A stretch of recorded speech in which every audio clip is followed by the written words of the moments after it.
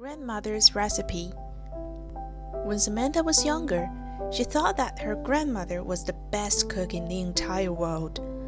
Every time she visited her grandmother with her family, she would be treated to lots of delicious food, buttery shortbread, cookies, and plates of crispy cheese crackers to snack on, piles of fluffy pancakes for breakfast, golden roast chickens, and thick, hearty soups for dinner.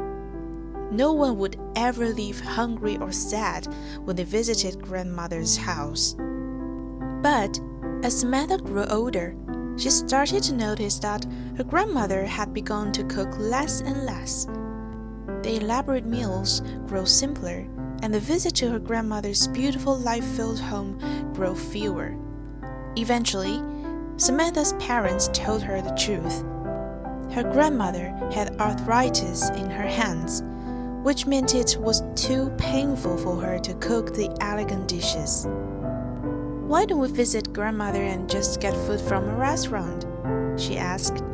It seemed to her too cruel just to visit where her grandmother could cook for them and to pay no visit when her grandmother was sick. Her parents smiled, appreciating their daughter's kind heart, and told her they had suggested this, but the idea had been rejected.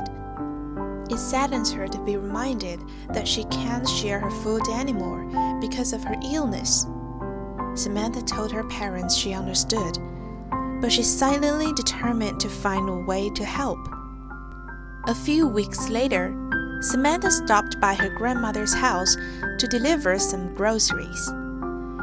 As she carefully put away the boxes and cans in the kitchen cabinets, Samantha discovered something she had never seen before. Sitting on one of the highest shelves was a small wooden box. Her curiosity aroused. Samantha took the box down from the shelf and opened the lid. Inside were hundreds of index cards, and on each one was a handwritten recipe. Her hands shaking with excitement, Samantha flipped through the cards. She recognized all of her grandmother's classic recipes, the cookies, the pancakes, the soup. They were all here.